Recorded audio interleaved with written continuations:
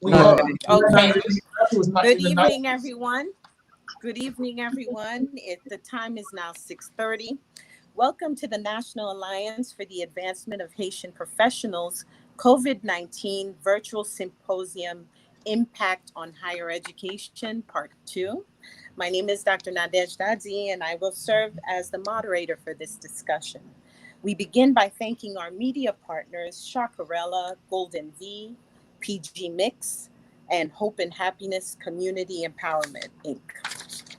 The goal of this virtual symposium is to discuss COVID-19's impact on higher education and the most pressing concerns facing college presidents. We are very, very fortunate to have our distinguished panel of guests with us this evening. And so I will take this time to now introduce them to you.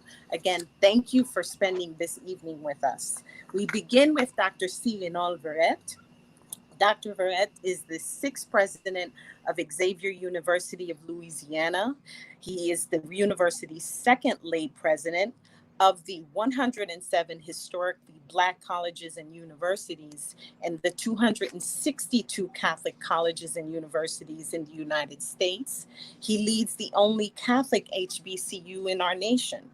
Prior to acceding to the presidency of Xavier University of Louisiana, Dr. Verret served as provost and chief academic officer at Savannah State University since 2012, where he led the university's initiatives to build enrollment, enhance the quality and diversity of academic programs, and to create cooperative relationships with neighboring institutions and other partners.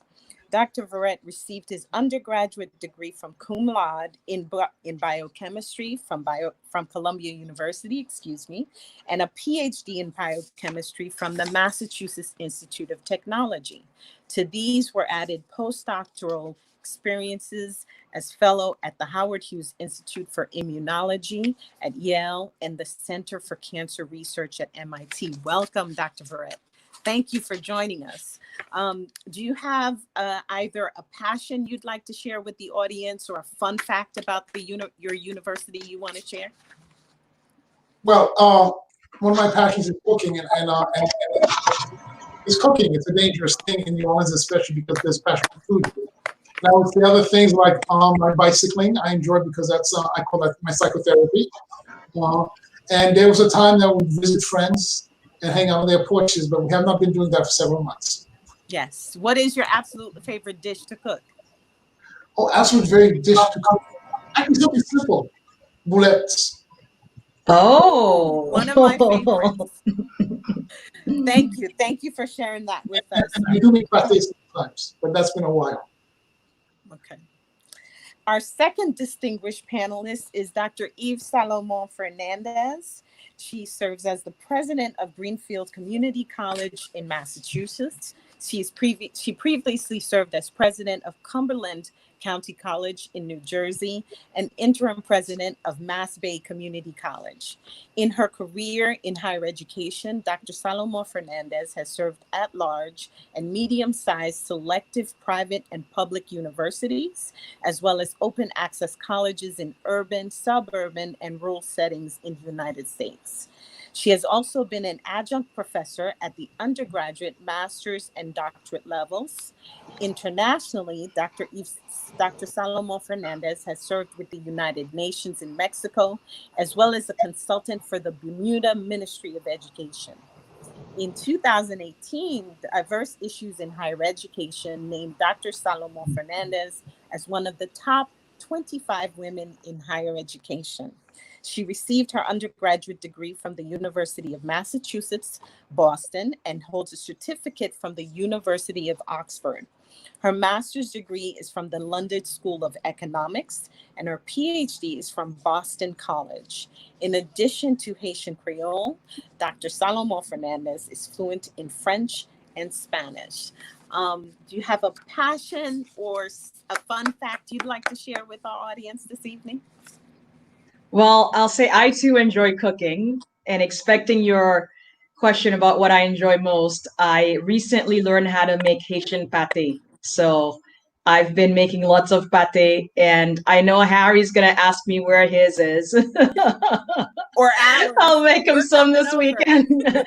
Yeah, he and his family are within driving distance, so we can definitely take care of them. And I love underwater sea life.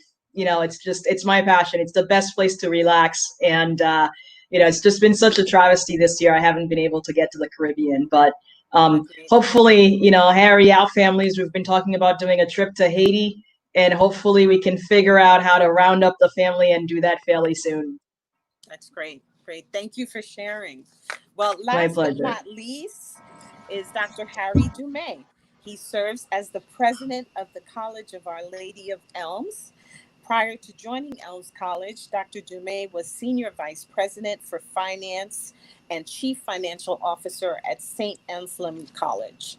He also served as chief financial officer and associate dean for finance and information technology at the Harvard School of Engineering and Applied Sciences, and has also held leadership positions in finance and administration at Boston College and Boston University. Dr. Dumay received a BS degree, magna cum laude in mechanical technology from Lincoln University, Missouri, an MA degree in public administration from Framingham State University, and an MBA and graduate certificate in corporate finance from Boston University, and a Ph.D. in higher education administration from Boston College. Welcome, Dr. Dumay. And you know the question. Well, thank you very much, Dr. Dady, and it's great to be here with Yves and Reynold. I too dabble in some cooking. I love to make julia jonjon, right, Yves? Oh, yes, he does. He does a very good Giac Jojo. I can attest to that. Expert level. I used to be a passionate soccer player and volleyball player, and I'm an over-the-hill player now. I haven't been on the court for years now, but I very much miss it. That's great. Great. Thank you all for sharing. So we're going to just jump right in.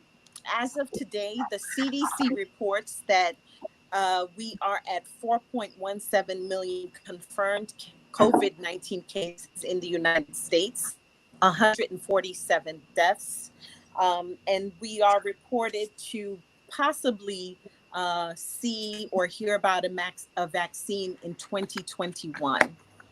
With that backdrop, can you all tell us, we're going to start with Dr. Verret, what is the projected impact on fall 2020 enrollment? And the second question associated with that is, how is your institution preparing for this year's admissions cycle, which will matriculate next year? Well, the projected impact for at this point in time, our enrollment is actually holding up rather well, but understand that there's a lot of uncertainty and a lot of apprehension among our students, their families, and also the larger community. So what we anticipate is that some students may want to continue online remotely. A larger number will be on campus for us, which means that we'll be practicing things very differently than we've done before. Another layer that we have to consider is that also the apprehension is among our faculty and our staff who are also. So clearly we have to actually create practices and behaviors that protect everyone, not only focusing on students, but everyone. Everyone has to do things and behave quite differently than we did the year before. The impact will in some ways will help us recommit to our mission. At the same time, we also know that there are financial impacts because we've had to incur costs that we had not anticipated the year before. And so there's some sacrificial work that has to be done this year. And as it relates to admissions and recruitment, then are you looking at doing those activities strictly online or some sort of hybrid? Yes, in fact, our admissions and recruitment for this coming year is essentially coming to a completion, and that's been completely online, which means we've actually interacted with students completely remotely. We had orientation sessions, we've had meetings and town halls completely online. It's amazing how we as people, and not just as people at Xavier, but as a people, are being changed and are adapting to the situation in ways that we would not have anticipated a year ago. Exactly. Thank you. Very important points. Dr. Salomon-Fernandez, can you tell us what's happening at your institution with regards to admissions, recruitment, and fall enrollment? Yeah, so we are a two-year college, and we are located in northern Massachusetts. We're right at the border with Vermont and New Hampshire. We're in the what's considered the upper Pioneer Valley.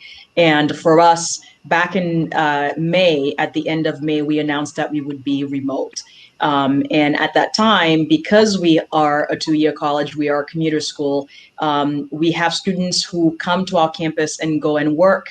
They go elsewhere in the community. So we really had to be mindful about the public health impact of having students on campus and what it would mean for the community in Massachusetts, in Vermont, and also in New Hampshire. So we made that call very early on, and that really allowed our faculty and staff to have time to begin to amend their courses, to adjust their courses for the fall semester. And also it took some time for students to come to grips with that, because the move to remote learning in the spring was very abrupt, and students did not anticipate it, faculty didn't anticipate it. So this time, I think psychologically, they're going into an experience that they have, one, had, and two, they are anticipating, and it's not going to be as abrupt. But as you can imagine, it's not the same as the face-to-face experience.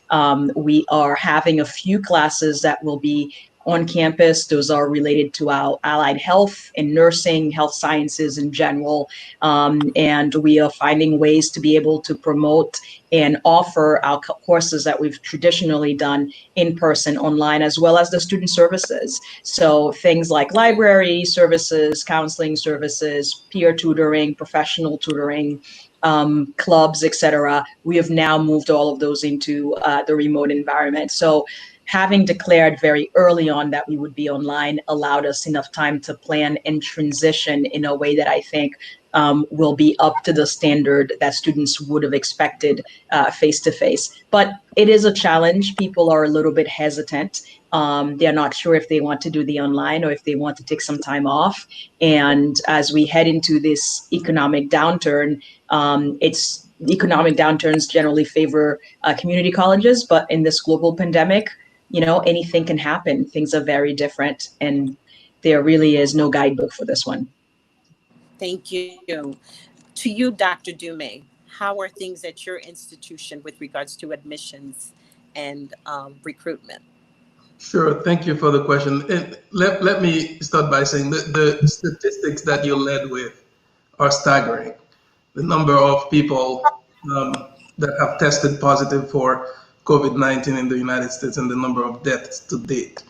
At this point, each and every one of us knows somebody who has been affected. And my heart goes out to everyone who has lost a close family member or a loved one through the COVID-19 pandemic. This is serious. And so everyone needs to take it very seriously.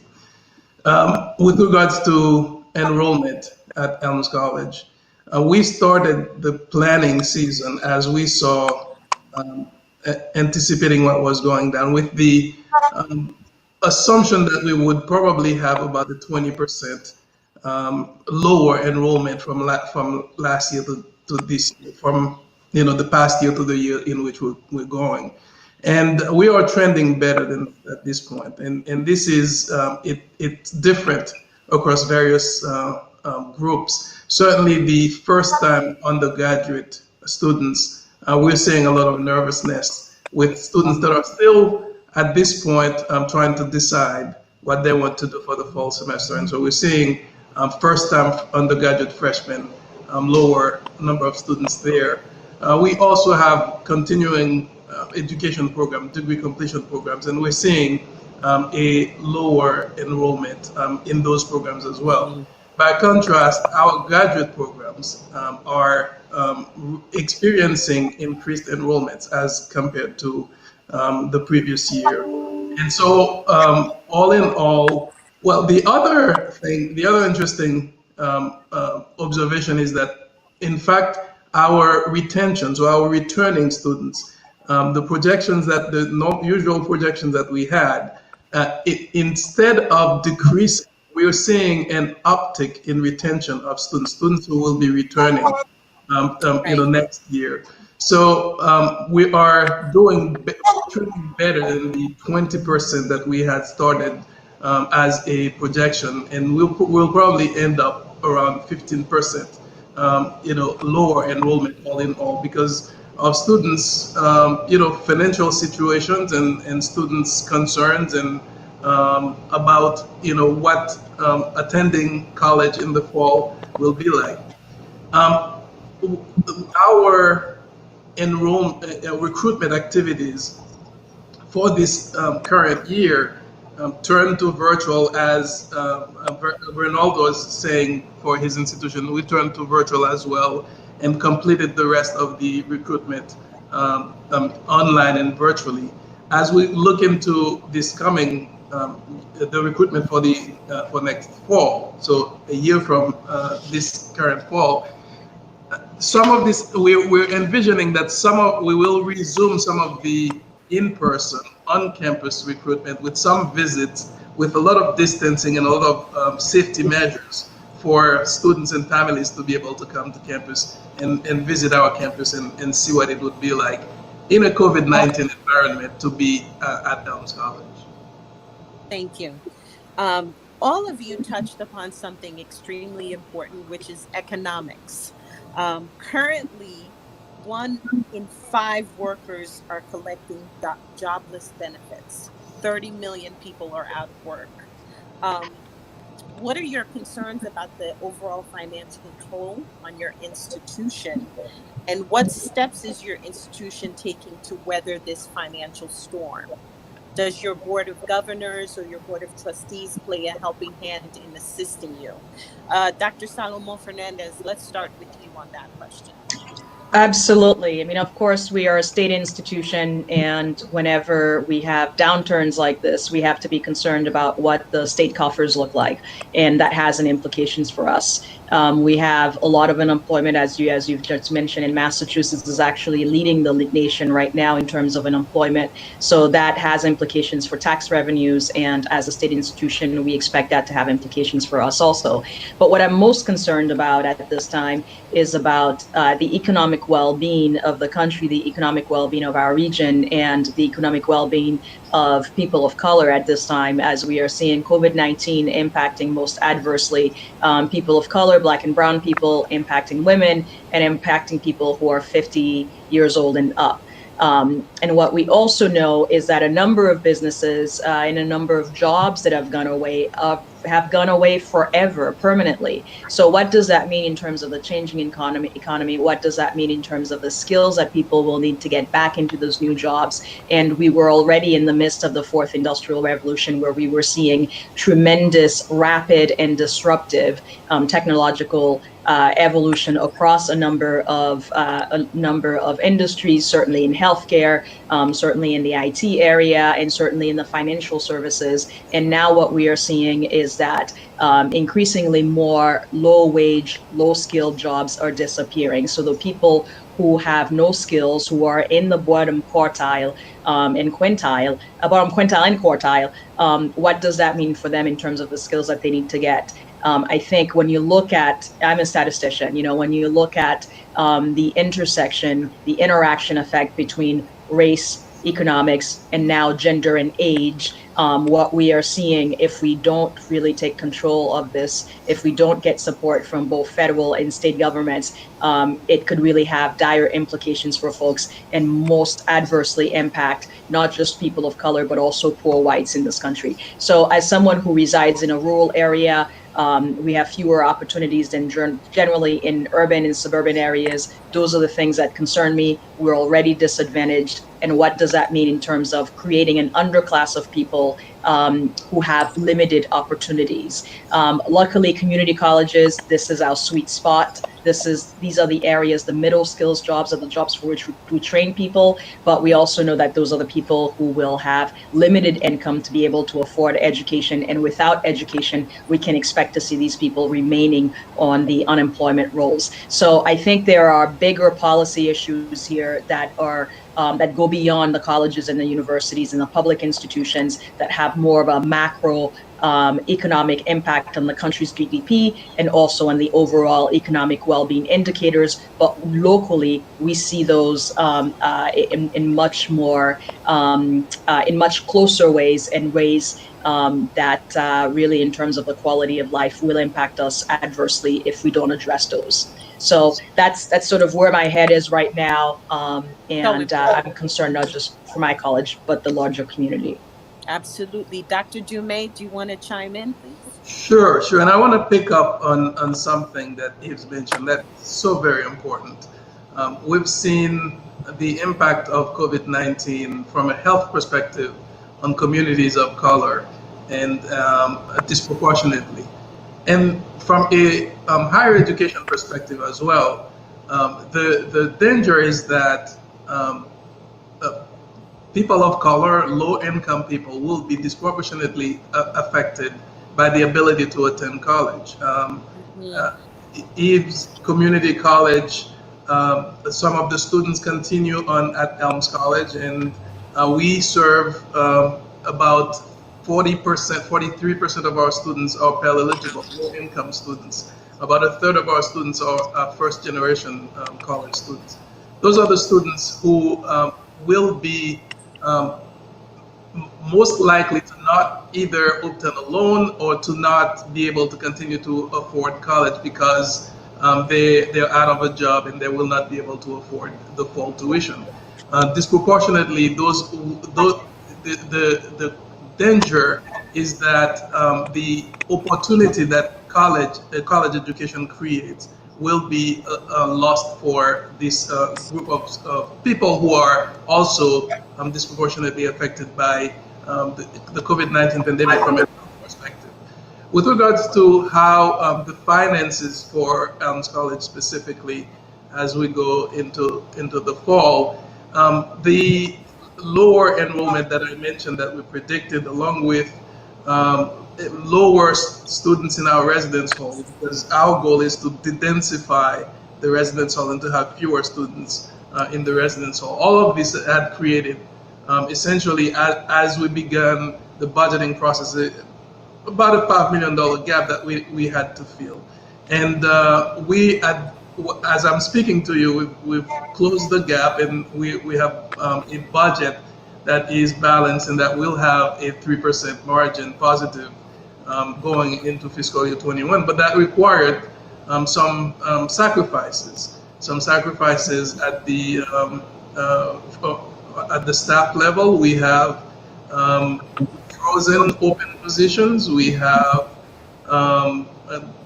stopped temporarily contribution to retirement plan for employees. We've instituted a couple of weeks of furloughs for employees going into fiscal year 21, but that has allowed us, and we've looked at across the budget at where we can reduce costs, and that had allowed us to close the gap and to achieve a small surplus. As a small institution which is, I describe Elms College as financially healthy, but not wealthy.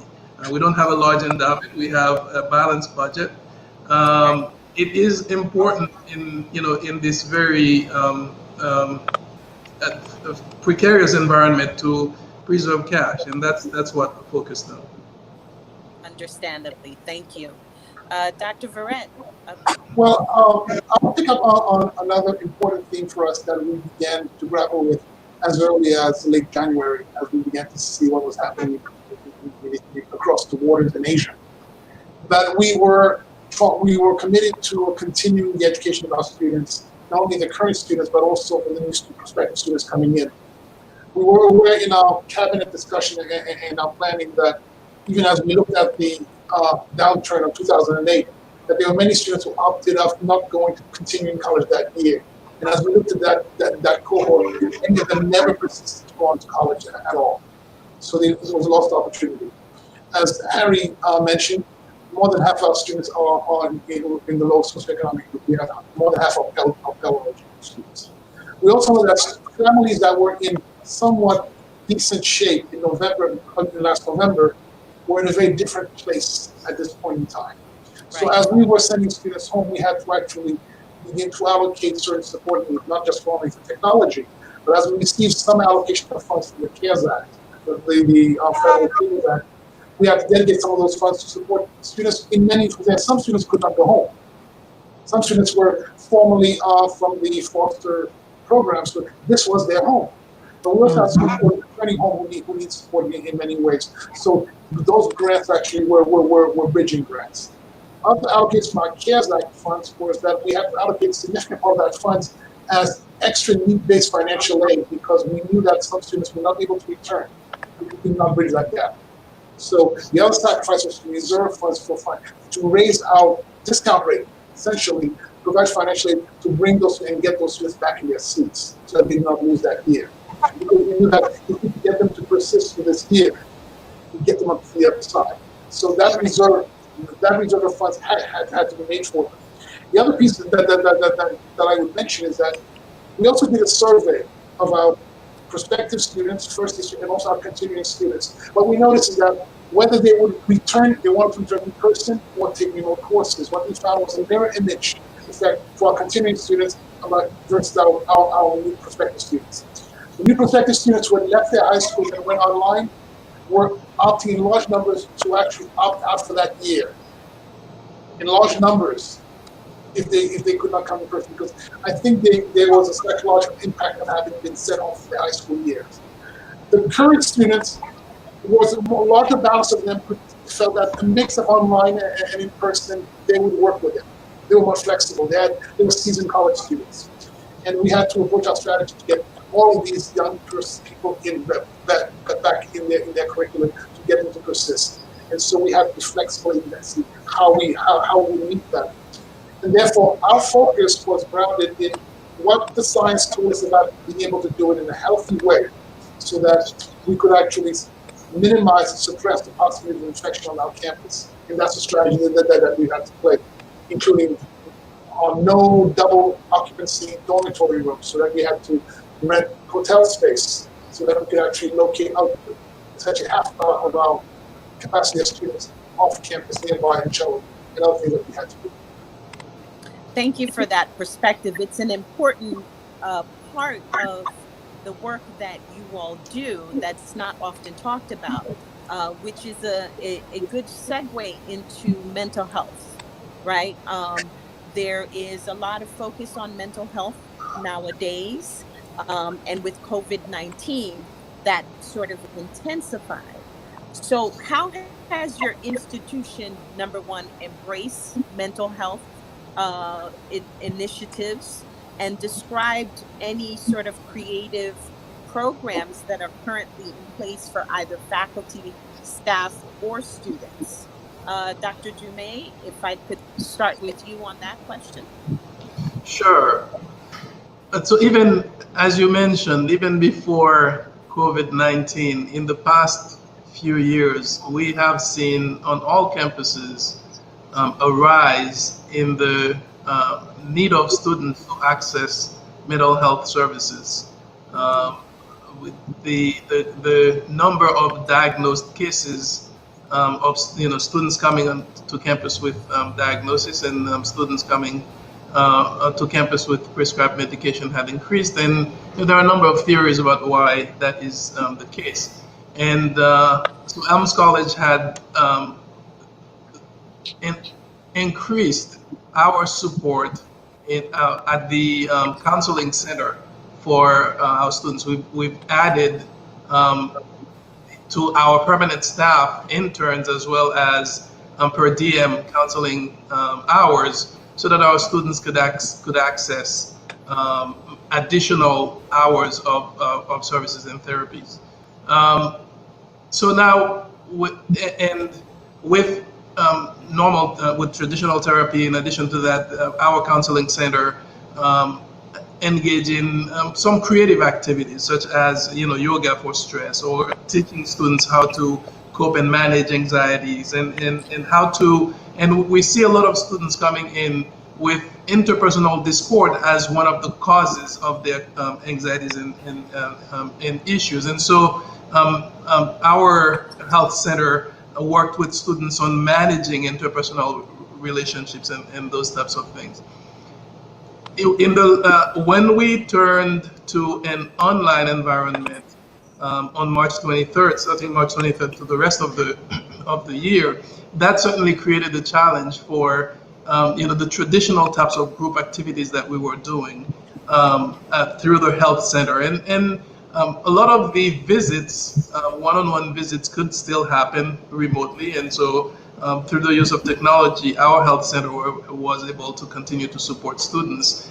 Some of the tried some of the fun activities such as yoga, but doing yoga via Zoom for a number of students. And going into the spring, going into the fall semester, those are the types of things that our health center is thinking about very actively, about how to support students who will be coming to our campus with an added level of stress and added level of anxiety caused by the COVID-19 pandemic. And the additional complication to this is that it is beneficial for students to have a roommate. It is at times beneficial for students to have somebody that they can speak to, and somebody that they can be each other's keeper, if you will. My brother's keeper, my sister's keeper.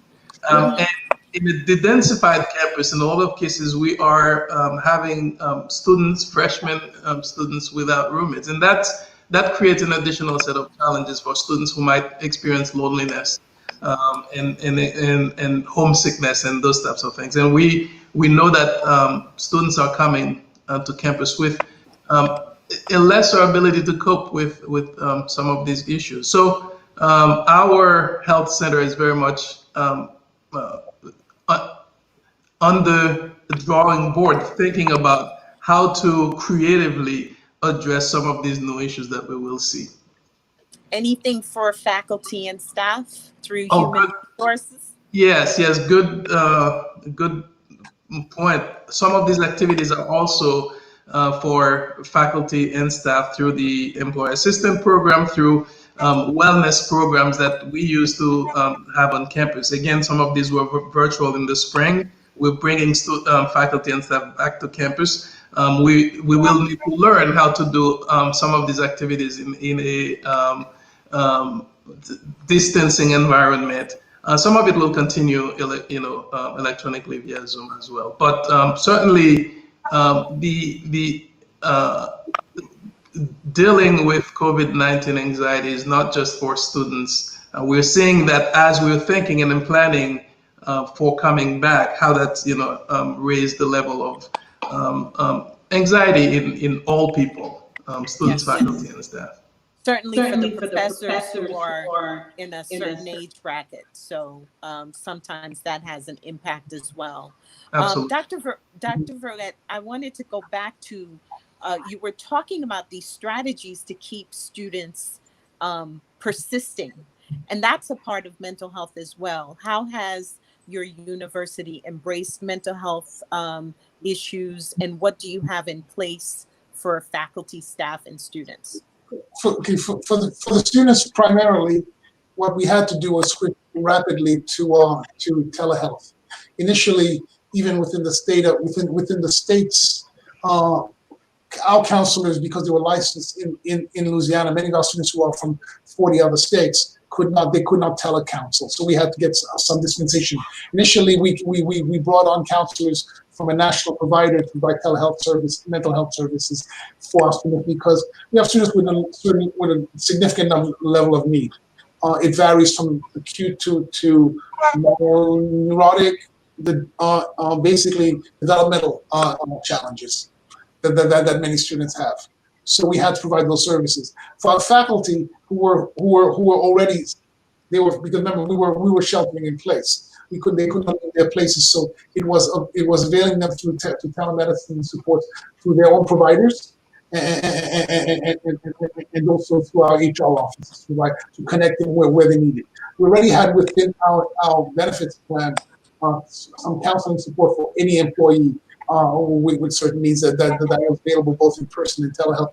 They had access to that, but some of our faculty and staff needed to avail of counselors through their benefits plans already. Also, I would also add that the level of anxiety was rather acute for many people because we also had faculty and students who were losing family and friends. So there were students who had lost parents and grandparents, and also faculty. I would add to what Harry was saying. It's not just that we know someone who knows. I think now we have passed that point where we all know someone who passed. Right. And it's gotten so far. Just this afternoon, I was with the Public Health Advisory Group for the Mayor of the City of New Orleans. We're reviewing a study which was basically showing that this is the national study showing that the incidence of a certain illness called cardiomyopathy, which is often called broken heart disease, stress-related broken heart disease, has just popped up around the country, which is saying here's the level of anxieties. And people with also basic mental health problems like even manageable depressions, their issues are now accentuated. Right. And there's also a problem of availability of mental health providers in all of our areas. That's the problem. So that the delay in getting service becomes mental health denied. So immediate service is something that we have to look for to make sure that people are served when they need to. Very important. Thank you. Dr. Salomon-Fernandez, the question was, how has your institution embraced mental health initiatives? And can you describe any wellness initiatives for your faculty, staff, or students? Yes, I would say that this is something that's been an issue for us as community colleges. We serve some of the most deserving students and the most economically challenged students, and being in a rural area, some of the most geographically isolated students also. So when we closed back in March, it was really difficult for students. And even after we closed, we had students who were still showing up to campus because this was their social outlet. This is a place where they come and they have a sense of family, they have a sense of community. And so not having that was really hard. And when you think about it, we have now been away from each other and socially distancing for 4 months. And we still have another month and a half before students come back on campus. So it will have been a full half year by the time they get back. And of course, they are longing for that. And I would also say that community college students, they are also the ones who are struggling with food and housing insecurity. So already the challenges, the stressors for our students were already significant. So when you add on COVID-19, the fact that some students lost their jobs, some students still had to continue working, some students contracted the virus, and they had family to care for, whether it was young ones, children they had at home, or they had parents for whom they had to care. Those are stressors. So immediately we saw that there was a heightened level of need, and very much like Harry, some of the strategies that he employed, we also employed at the college. So as we are preparing for the fall, one of the things that we know is that we need to have that extra student support because they need to be able to succeed. And if you're worried about your ability to provide food for your family, to have shelter, some of the basic levels of Maslow's hierarchy, you cannot focus on school. School then becomes a distraction. So we have a number of remote services that we have in place. Telehealth, certainly. On campus, we had a Zen center, a yoga center. We also had our exercise gym area that students no longer have access to. So we have to think about what are the ways that they can have alternative outlets. We offered a number of meditation courses, and we will continue to do those. And those are offered for faculty and staff as well.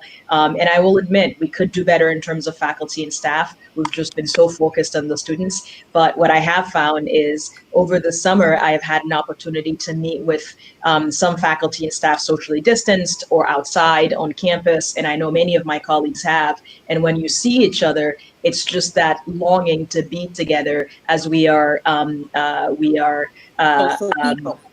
Exactly. You haven't seen people. I mean, when was the last time we hugged people, right? That human contact is so important. It's so crucial. So I think, in those realms, we will have to continue to think outside of the box, to be creative, to be innovative. And we held a number of social hours in addition to my regular open office hours. We had cocktail nights. We had a number of different opportunities for people to engage with one another, but it really doesn't replace the human contact, the hugs, the ability to touch and share a meal together. Doing that over Zoom is just a very different experience. It really is, and very I want to challenging. go to I want to go to Greenfield for cocktail night. You're always welcome. You know that, brother. Well, that's good. We got to find a way to get to New York and Louisiana. Absolutely. Yeah, bring some of that boulette and pate. That's So, right. Dr. And Duyak Jojo. Exactly. Dr. Salomon-Fernandez, you said something very important, that when students are stressed, school becomes a distraction, which leads me to my next question, and I'll start with you since you made the point. Talk about the learning environment during COVID-19 and what's going to come up in the fall. How is remote learning impacting not only your learners, but your professors and the staff and the overall institutional dynamic? And what are the thoughts about reopening campuses just as COVID is surging again? Right. I mean, we are remote completely. And this is something that I lose sleep over at night, because it's not just, we care a lot about the students, and we've spent the majority of our times focusing on the students.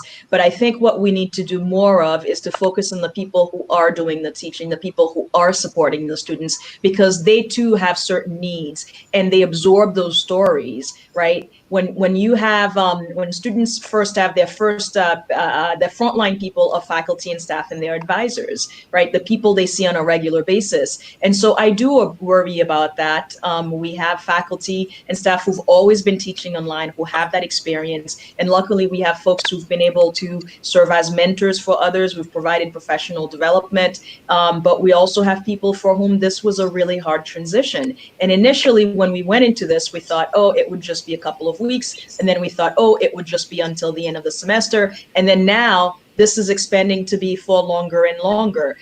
So I think we need to think about how do we provide supports for those faculty and staff who are engaged in the work. And I forgot the other part of your question.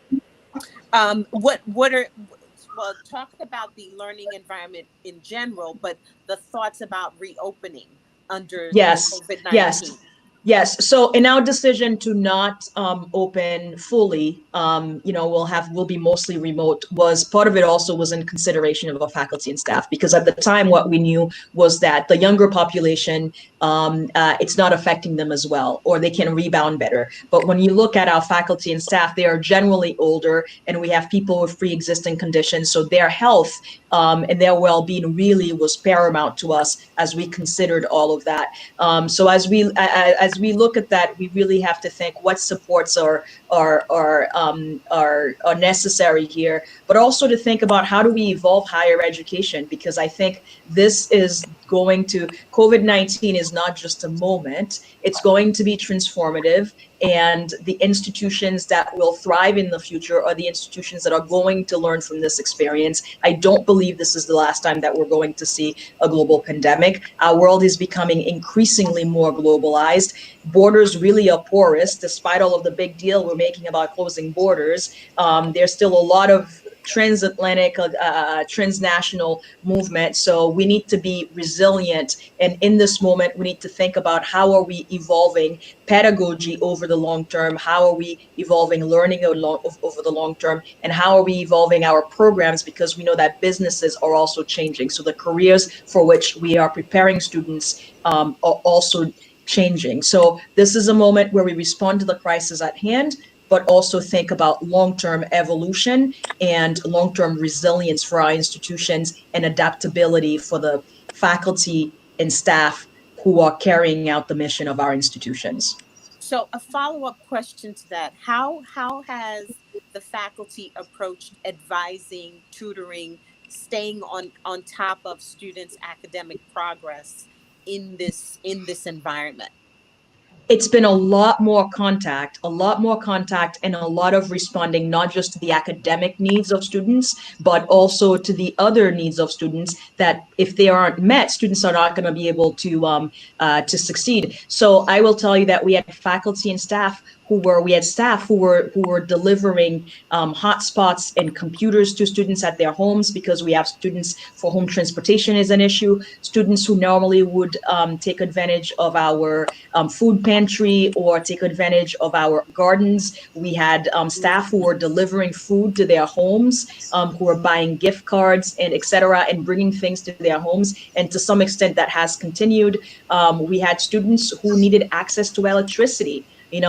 They'd say, I'm a student experiencing housing insecurity, and I need to be able to charge my phone. You gave me a computer and a hotspot, but where do I charge it? So community colleges, and it looks like, Reynold is having the same, as he talked about, some of the students who are homeless.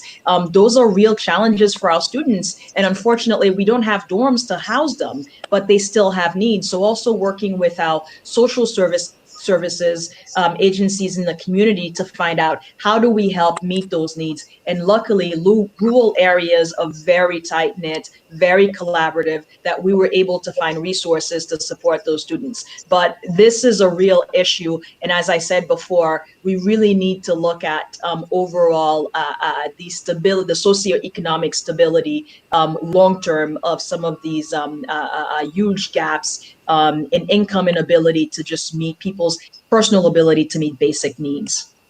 Great, thank you. Dr. Verret, I'll bring that question over to you if you'd like me to repeat it.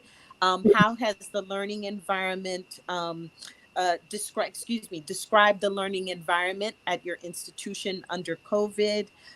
What has the remote learning experience, what impact has it had on your faculty, your staff, and the overall institution? Well, I think the remote experience was something that we had to do out of necessity.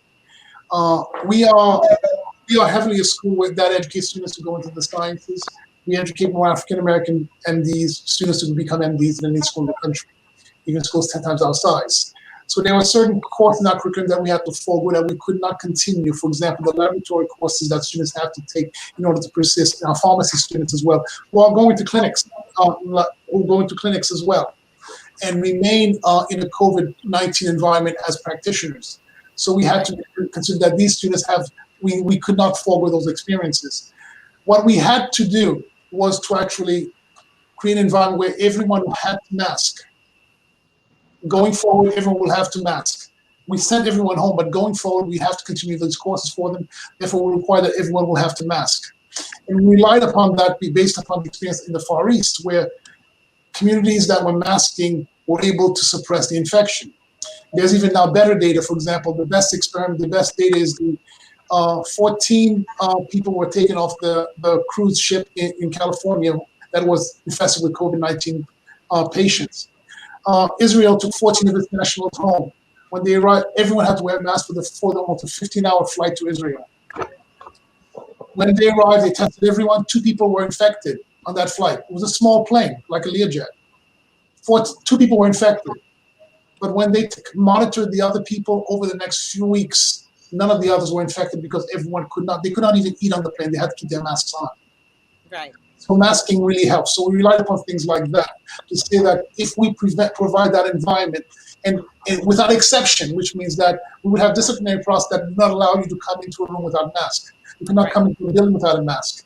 Also, social distancing requires that you can only walk in one direction for the building and go out the other exit. There is no counterflow. And hygiene had to be something that we were challenged by. We could have our staff clean all the time, but also what we do is provide cleaning materials at every desk so the student cleans before or after, and all faculty members before or after using a surface, so that we keep the environment clean. That creating layers of suppression so that we have a 5 to or greater fold by masking, which actually is maybe 10. Distancing, hygiene, which creates an environment that the likelihood of being infected on our campuses becomes so much smaller than what we're seeing in our cities, where people have asserted a privilege not to mask, a privilege to infect other people. On our campuses, And as Harry and I had a conversation reminding that our Catholic and historically Black background provides a level of tradition that we can rely upon, that you're expected to be concerned and take care of your neighbor. And that's something that we will rely upon. And we'll be pretty strict about it, because no exceptions is what will protect us. How has your, I'm sorry, go ahead. Even classes, you will have to wear masks in classes. You don't take them off. And all the distancing will be there. But some courses will be online, because some of our faculty members who are more precariously at risk may be offering courses online. So I expect that anywhere from about 30% of our classes will be remote. But our students in their hotel rooms will have wireless. And the other conditions that we are ready for is that if there were a resurgence because of the negligence of our country, our students, because they are in solitary rooms, food can come to them. They are safe where they are. And we do not have to quarantine students because they are in single rooms by themselves. So we're trying to create precautions for those opportunities as they arise. That's great to hear. How is your faculty approaching advising, tutoring, staying on top of their academic progress? It has been remote and frequent and intensive. The academic support office, we have been meeting and communicating with students even at home to make sure that their needs were there. It included even shipping wireless hotspots to students who were in regions where there were no good connectivity. So we were actually providing and paying for connectivity that we were sending to individual students. We also changed our grading to actually create a pass-fail option for students, because we understood this was an unusual period, and we had to help students get through that period. Thank you. Minimizing that stress on them. Dr. Dumay, do you need me to repeat the questions? I think I got it. And if I'm missing something, please prompt me.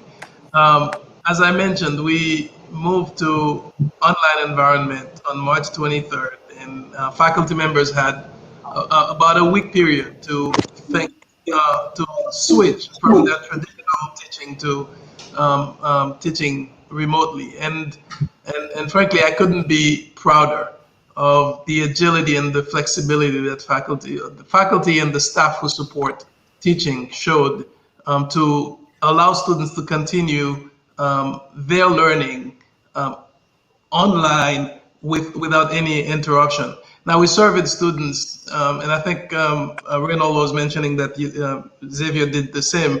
We surveyed students a couple of weeks into the online learning modality to find out how they were doing.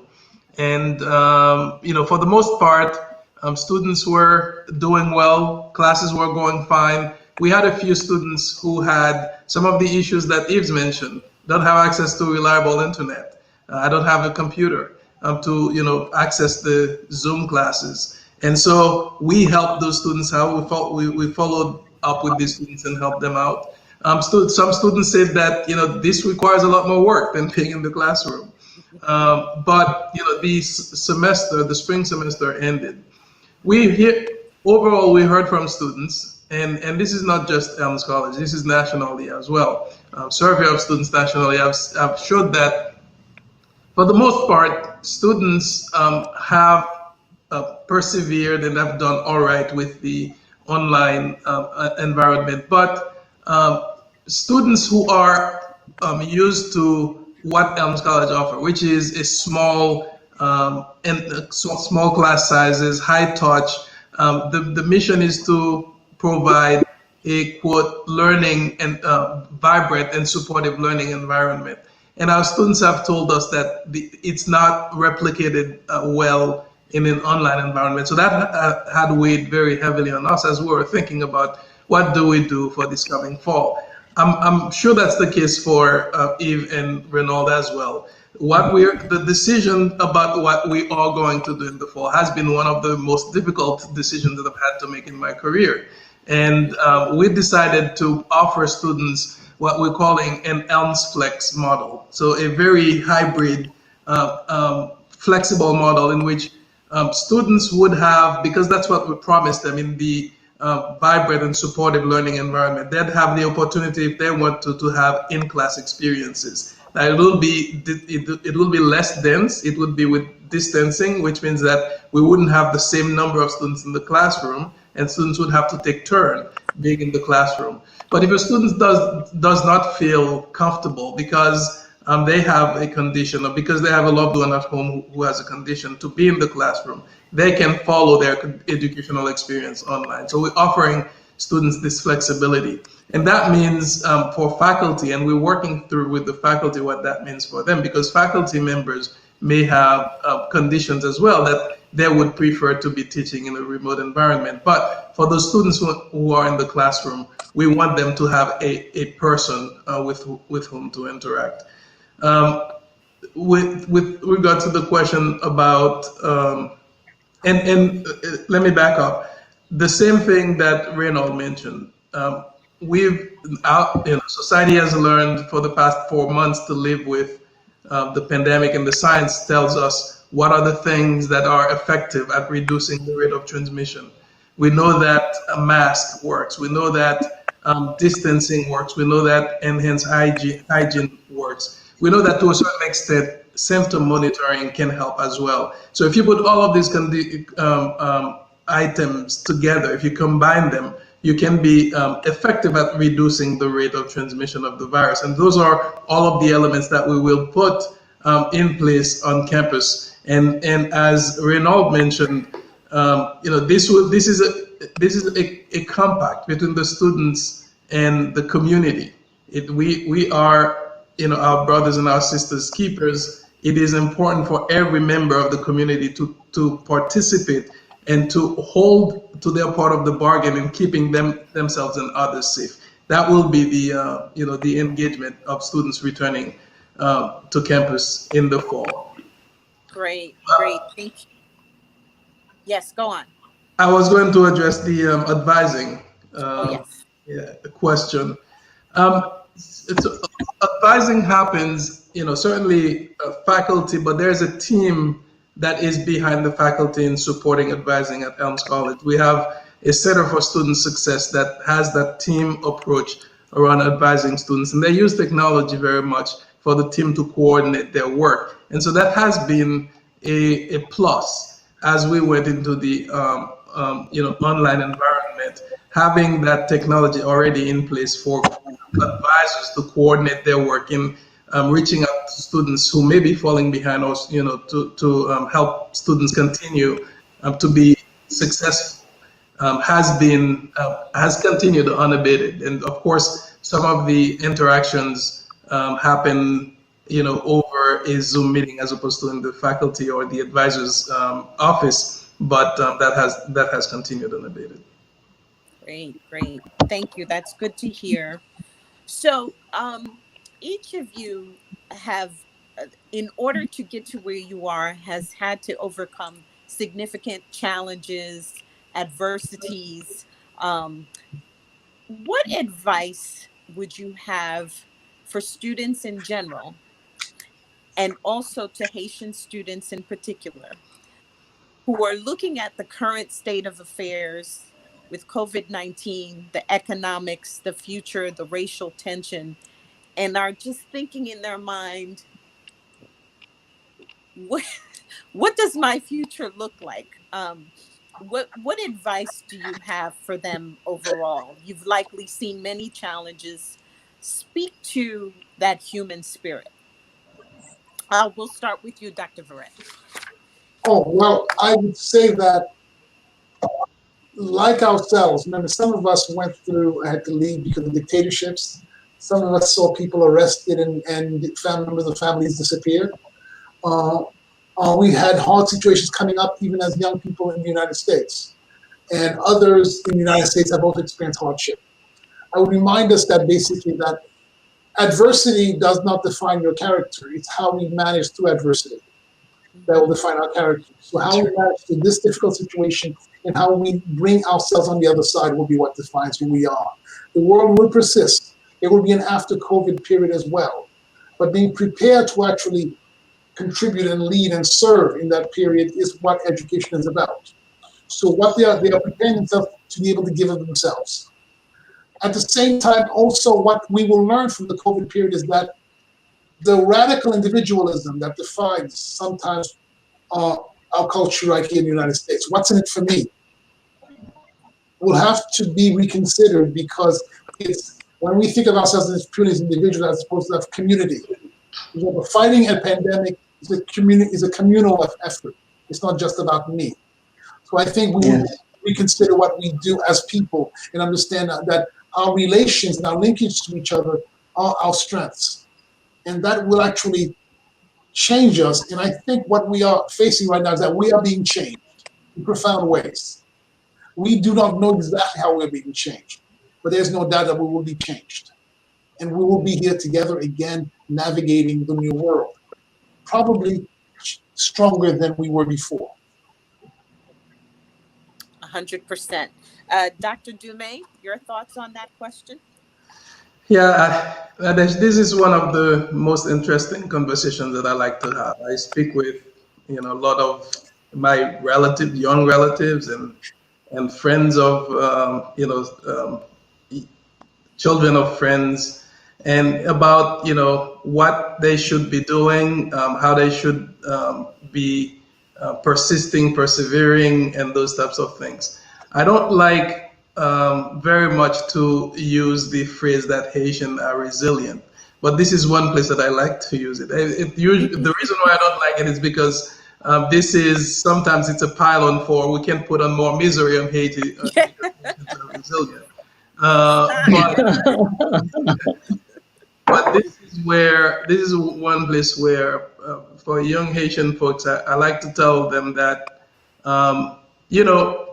if we know that, and we all, whether our upbringing was more privileged than others, we know suffering, we know people who have suffered, and we know that should give us a sense of purpose. And it's not necessary that you have a path that is well laid out for yourself, but the best you can do is to get yourself prepared, because opportunities will come. So to seize what you have with you. Right now, the COVID-19 pandemic is throwing curveballs for everyone. This is not the moment for somebody to stop and to say, I'm gonna, give up and stop my education. Education is the key to their future, to our future. I would say to young people, keep educating yourself, keep getting yourself prepared, so that when those opportunities come, you can be ready for them, and keep pushing forward, because we all know that if you're not prepared, society will not make you any gifts. So you need to get yourself ready. You need to get yourself prepared, so that when the opportunities come, you can be ready for them. Great, love it. Dr. Salomon-Fernandez? Well, what I have to say is very much consistent with everyone else. I think for me, when things get really hard, I remember that I'm a descendant of Toussaint Louverture and Jean-Jacques Dessalines, and that our ancestors, they defeated Napoleon's army avec, like their hands. They had nothing. And so they made do. So when you look at our history, it's a history of a resilient people. And we have been free since 1804. So I have to think that what they went through was so much harder than what we're going through. It doesn't minimize what we're going through and what young people may be going through. And it's hard. It's hard. And I think, over the last few months, I've been more open about talking about having been suicidal when I was a child and when I was a teenager. And I think what kept me going is the hope that things can get better, and that I can have something to do with it, and also to surround myself with people who love and care for me. And sometimes they were family, and sometimes they were adopted family, people who cared, whom I made part of my circle. So I would say to students, if you have the ability to get help, to go to counseling, to get mental health help, there is no shame in that. And many of us do.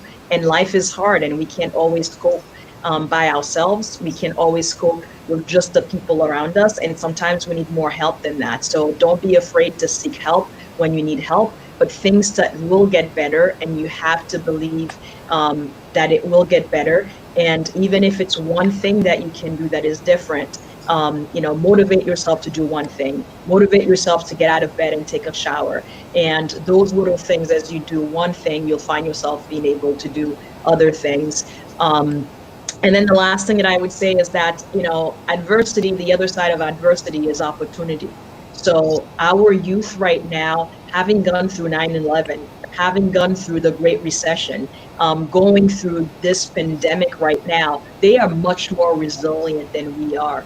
And as we are seeing the calls by young people, first it was in the fall, the global warming, the climate change demonstrations that took place across the globe, across all continents, and we saw right now with the racial justice calls also taking place across the globe, and young people having a really a strong hand in that. I am heartened to see what young people today can do. So you have a lot more power than you think. And we, as the older generation, are looking to you to complement the areas where we need support, the areas where we are lacking, and together we will craft a better world. So don't underestimate your power, and you can do it. And, I never thought I would live to be as old as I am today, back in those days. So I would say to young people, hang in there, you can do it. It will be tough. But when you're on the other side, you can look back and think, oh my goodness, I have come a long way. Well, it's lucky for us that you did. Thank you so much. This is the final leg of our discussion. I've truly enjoyed it. What final words do you all have for whoever's listening, be they parents, student, faculty, staff, just a fan of NAAHP, before we move into questions for the audience? Just any last words? Anyone can jump in. Well, first let me say thank you for NAAHP for organizing this, and for I'll get back to the pandemic. This, I would say to anyone that's listening, to be safe, to practice all of the safety measures that are out there, because the COVID-19 is no joke, both in terms of the people who are affected and the long-term issues that we're seeing in those people who have even recovered. And continue to the good fight. Look, I think if one is focused on yourself, you find less enjoyment, less satisfaction than if you think about others as well. So if anything that you're doing, think about how you're contributing to helping somebody else be better. Dr. Verret or Dr. Salomon, go ahead.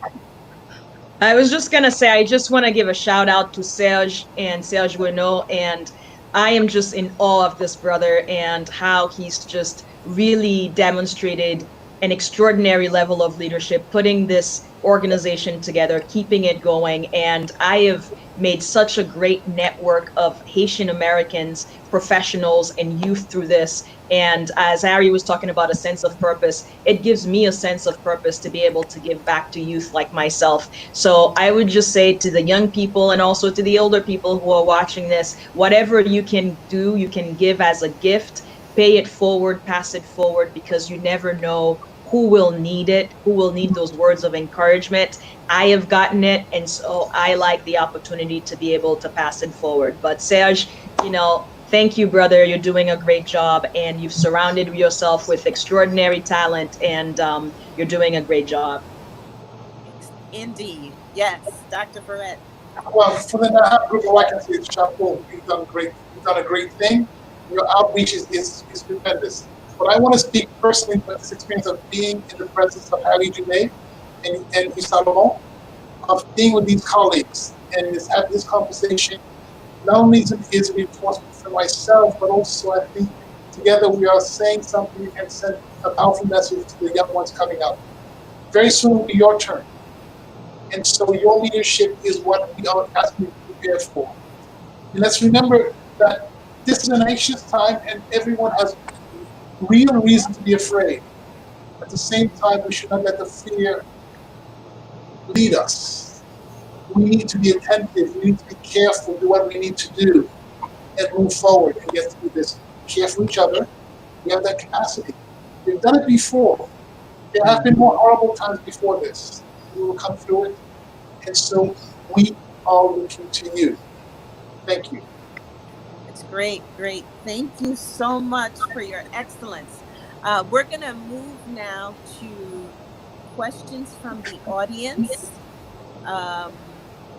Molina or Atali, please. Okay, so we have one. How have you leveraged or plan to leverage creative fundraising to make up for budget shortfalls? Let's go around the table around that. Dr. Salomon, do you want to? Yeah, I have to say one of the things that we've seen is that our community has really stepped up for our students. Nobody wants to give to meet your budget shortfall. People want to give mostly to make a difference. They are not going to give you money for operations, but they want to see students being able to continue to make progress towards achieving their dream of getting a degree and to lift them out of poverty and into prosperity. So what we have seen is that our community has been extremely generous. We've had a couple of drives for students who are affected by COVID-19, and our donors have stepped up. And also around the racial equity, we've had a couple of donors who've stepped up and said, you know, I want to support students of color, I want to support Black students, and what can I do to help? So we've seen that go really well. But, you know, as presidents, all of us, we're always looking for ways to diversify our revenue streams. And if it means covering tuition for students, then that's what we do. Great. Dr. Dumay, do you want to take that? Sure, and Betty Duverger, do you have some ideas? We'll take any idea. But yeah, certainly that's a very important part of all of our jobs.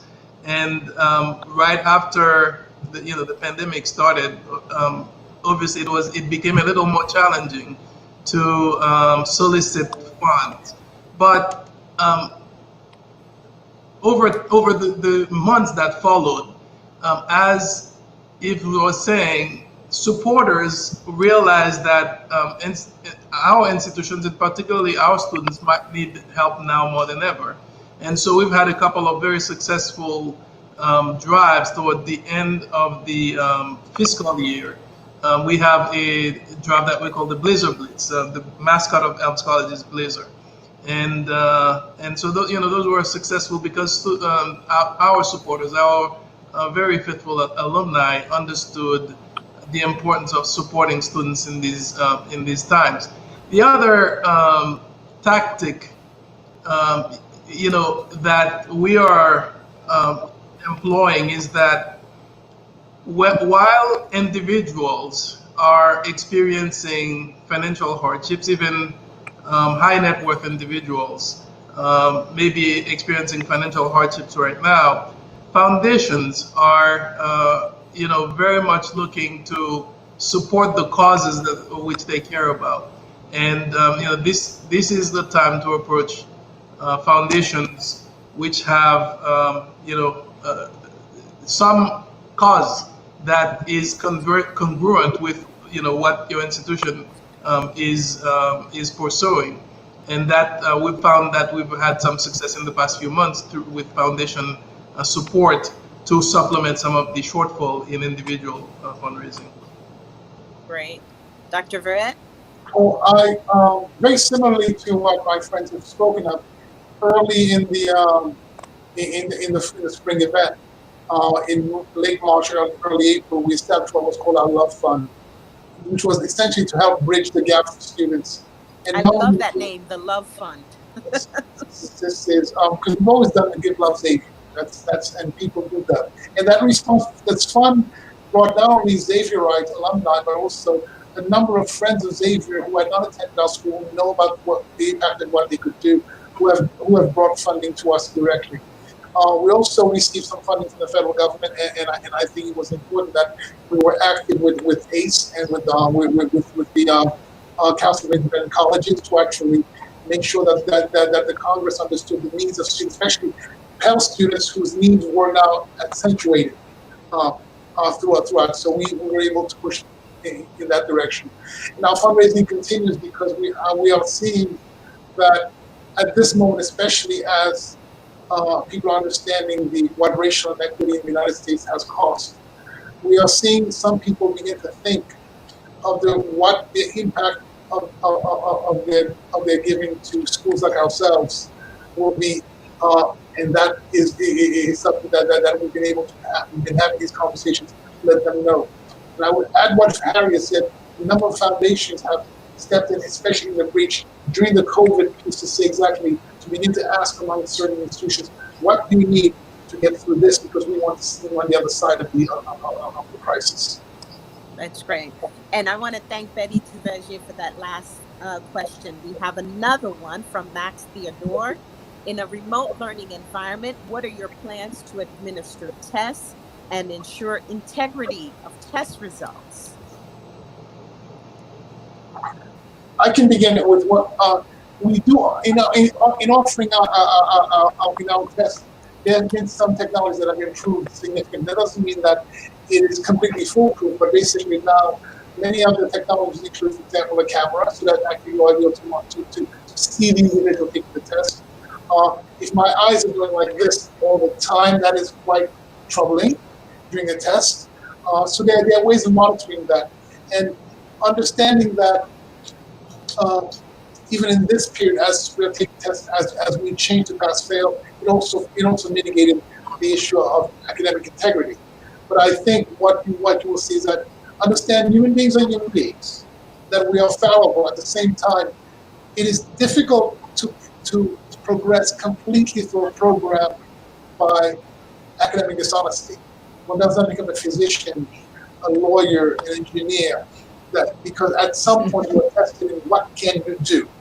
So understanding those minor slips will not change the equation. And I think our students have to remember that they have a responsibility to themselves, because they know that's one of the things we impress on them is basically your real evaluation is not what's happening in this class. It will come later. So will you be ready? Or you will be, and pardon my French, will you BS your way through this? Right. Mm-hmm. Some way, somehow it's going to show the real up. test is coming. Yes. Mm-hmm. Dr. Salomon, do you want to add to that? No, I think Dr. Verret nailed it. Dr. Dumay? Yeah, if it's the Max Theodore that I know, shout out to Max. Exactly as Dr. Verret said, it's a challenge for instructors to design tests, and they may use technology to have more computer-based tests, or revert to more open book types of tests that don't challenge the integrity. But as Reynold said, you can't BS your way through. It's not just one test that is going to determine whether you acquired the material. And our next question comes from Jenny Tessa Marcelin. Should we be concerned that some colleges might close certain departments or the college altogether? Dr. Salomon, you want to begin? Yeah, I think we are seeing that already. I mean, already with the population decline, the late Clayton Christensen was already predicting that we were going to see massive college closures and mergers in the next 5 years. So I think COVID-19 is exposing some of the fissures within higher education and among a number of institutions. And in New England, we know that we are going to experience the worst demographic decline of the entire region. So I think we can definitely expect that. And I think overall, what I'd said before, our academic enterprise model in some areas within higher education needs to evolve. It needs to change. We're very married to tradition in this in our industry, but I think there are some areas that if we don't evolve, we will not, many institutions will not make it. Dr. Dumay? Yes. To be brief, the answer is yes. I'm the treasurer and the commissioner for the New England Commission for Higher Education, which is the accreditation agency for institutions of higher education in New England. And I'm on the committee that reviews the finances and financial well-being of institutions of higher education. And so over the past 3 years that I've been on the commission, we've already seen institutions which had been monitored by the commission as being financially fragile Some of those have already closed, and the the impact of COVID-19 on institutions' finances can lead us to believe that there will be more of those institutions which were financially on the brink that will not make it past the COVID-19. Part of this is what Yves was saying, what Christensen was predicting. Part of it is it's demographics. Part of it is a changing environment, and the nail on the coffin is what we're experiencing right now. Wow. Dr. Verret, anything to add? Very little to add, because essentially what I'm saying, what I would agree with my two friends. The situation is that we cannot foresee exactly what the change will be, but that I think the standard model of how we offer higher education is about to undergo a transformation. And some of that began before COVID-19. This is accelerating the process.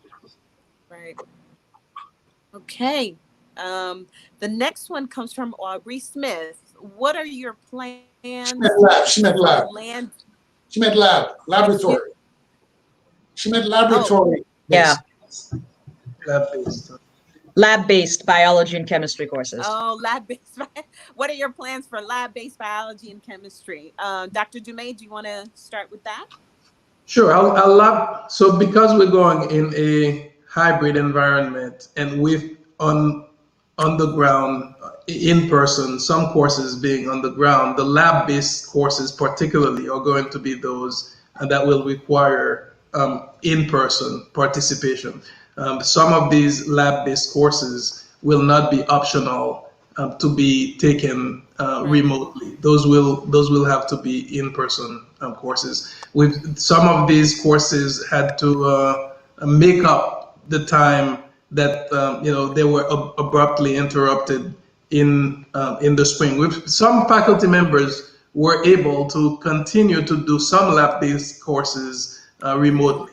They have been able to use some creative ways to continue to do their lab-based courses remotely. But as we're looking to the fall, some of these lab-based courses will have to be in person. Okay. Any other comments on that particular? I would say ditto. I think some of the introductory laboratory courses are adaptable to remote instruction, but as we go into the upper courses for the majors, one needs hands-on. And I would also ask clinical courses, nursing programs, pharmacy programs, you need to be able to take a physical exam. You need to be able to touch a person. And there are things that we have to learn that cannot be done distantly. Okay. Ditto. You can't draw blood online. No. I will not possibly draw my blood after you've practiced online. No way. That's right. So our next question, I think this is a code name, but it's Bree. The question is, how confident are you that the government will step in and save the U.S. education system from the impact of COVID-19? Let me take the first stab at that. I don't believe that government will. Brave. I don't believe that government will step in and save the U.S. education system. But the importance of higher education for the U.S. economy, for U.S. competitiveness, is well proven and should be a matter of policy. So we've seen the government through the CARES Act provide some support to higher education institutions. The CARES Act that was passed. That was not stepping in and saving. That was providing some support, just as support was provided to the rest of the economy. The HEROES Act that is being looked at right now, that there's the HEROES Act from the House, and the Senate is looking at support for higher education. So this is a shout out to anyone who is in a Republican state to call your senator and or Congress to ask for support for higher education, because this is much needed. It is as we were speaking about the importance of providing support for those students who need it most. there will be the particular students of color and low-income students will be the most ones that will be impacted by either institutions closing or a lack of financial aid for students. So the government stepping in to provide support for students and institutions is needed, is a necessity. I'll add some perspective to that, and in true form, Harry is the president through and through. He's doing his advocacy right now, telling you to call your state senators and your congresspeople. I would say that one way that government can save the U.S. has to do with immigration. I mean, you look at it right now. We have the baby boomer population that is retiring, that is dying off.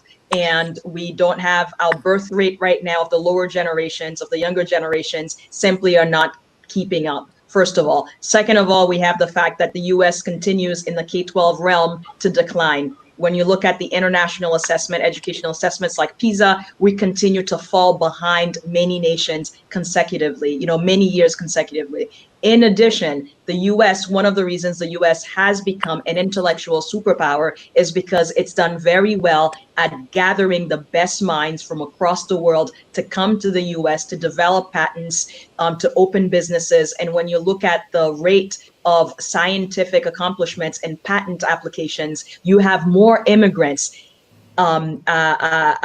securing patents in this country than anyone else. When you look at PhDs in STEM, you have more foreign-born people achieving PhDs in STEM. When you look at a number of these areas, especially at the doctorate level, when you look at entrepreneurship, the rate of entrepreneurship among immigrants is so much higher. So when we look at productivity, when you look at the GDP of the country, when you look at where we are headed, and the fact that we have a birth rate right now that is not sustainable, we need immigration to be able to keep our businesses competitive, to be able to help higher education. I mean, one of the issues that we're having right now is that international students are not allowed in. And you saw Harvard and MIT with resources responded very swiftly to President Trump saying that they would not allow international students who are already here to continue their education. So how can the U.S.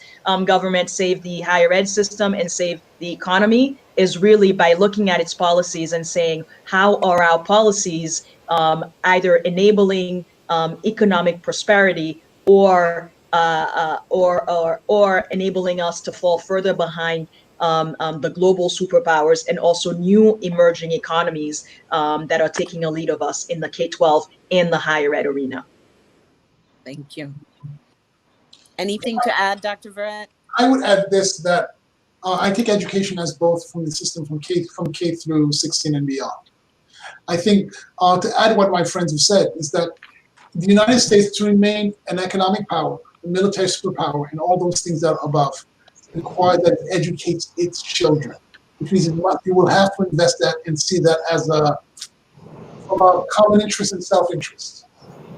It is also true that, as Yves mentioned, that the United States has attracted brains to its colleges, that its colleges attract talent in the United States. But it's also, the caution has to also be this, that many of the countries that were sending talent to the United States have an interest in keeping their talent and repatriating their talent.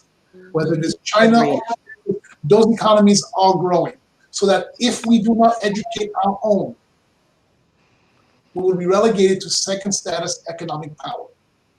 So it is now being understood on both sides of the aisle that this is an interest of the country to educate our children, and all of our children. That was not the case because we have been a divided people. I think that common purpose is what we need to communicate, that really, if you educate young Americans, there is talent in the fourth grade that we are letting go to waste. Mm-hmm. Mm-hmm. Amen. Excellent point. Excellent point.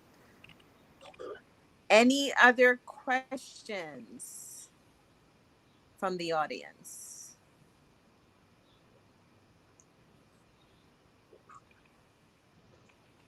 Okay, we have one from Jenny Marcelin again. With the online sort of discovery of this new way of learning, could that be tapped into to reach out to greater populations to avoid closing colleges?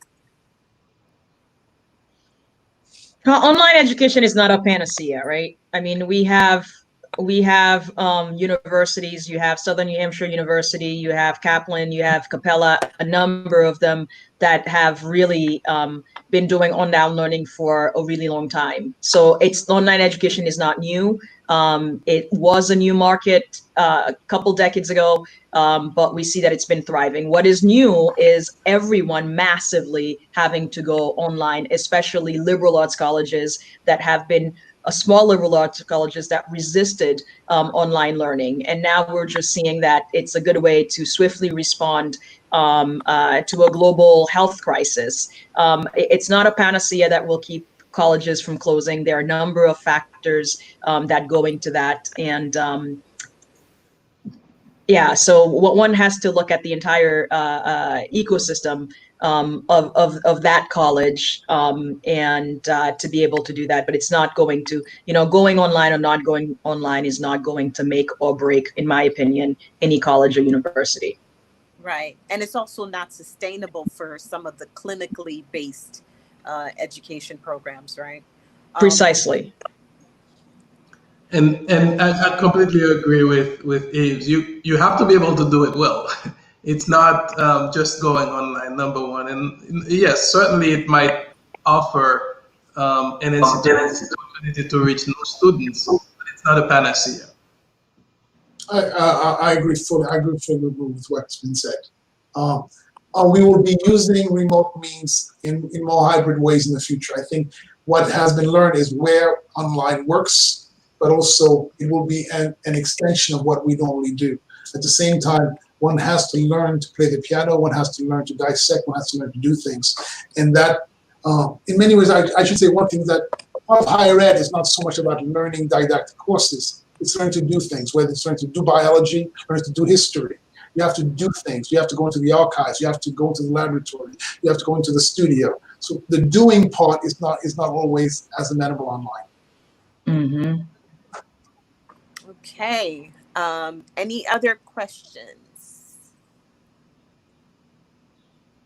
You got a compliment from an Adler Elysian, Dr. Verret. Salut.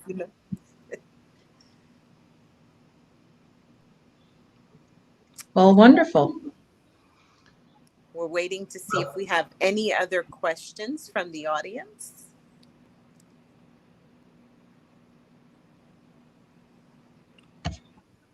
Okay, so we don't have any more questions. This has been such a great conversation. I cannot thank you all enough for spending this evening with us. We'd like to also thank our media partners, Chacarella, Golden V, PG Mix, Hope and Happiness Community Empowerment.